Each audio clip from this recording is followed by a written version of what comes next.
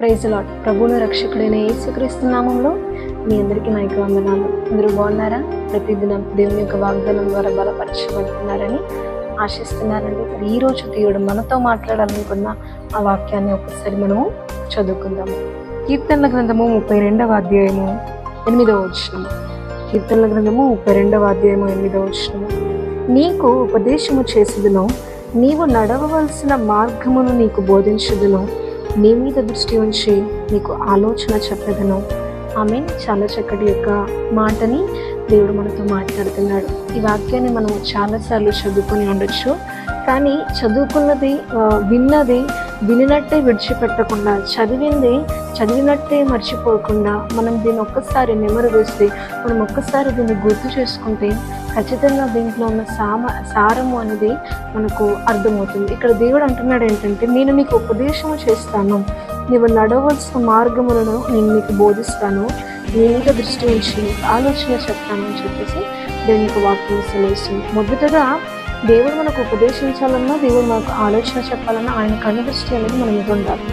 So life long అంటే మన last week వరకు కూడా మన మీద దృష్టి ఉంచగల ఎవరైనా ఉన్నారు అని అంటే కేవలము మనం నమ్ముకున్న దేవుడని. ఎలాగంటే మనం చిన్నప్పటి నుంచి ఒక వయసు వచ్చేంత వరకు మన తల్లిదండ్రుల స్వాధీనంలో, తల్లిదండ్రుల కేర్లో, తల్లిదండ్రుల కనిపిస్తూ ఉంటాము. ఒక ఏజ్ వచ్చిన తర్వాత, ఒక సర్టన్ ఏజ్ వచ్చిన తర్వాత మరి వేరే వారి చేతిలోనికి మనం వెళ్ళిపోతాం. కానీ లైఫ్ లాంగ్ అంటే మనకు ఒక ఏజ్ వచ్చిన తర్వాత మన పేరెంట్స్ మన గురించి ఏమనుకుంటారంటే, తాను అన్నిటినీ ఆలోచించగలుగుతాడు కాబట్టి తన మార్గంలో తన లైఫ్ అంటే తను చూసుకుంటాడు, అతనికి తెలుసు, తను ఏ రీతిగా డిసైడ్ అవుతాడో ఆ మార్గంలో ఆయన వెళ్ళనివ్వు అని చెప్పేసి మన తల్లిదండ్రులు కూడా మన నిర్ణయం ఏ రీతిగా ఉంటుందో మన నిర్ణయానికి మనల్ని వదిలేస్తారు కదండి.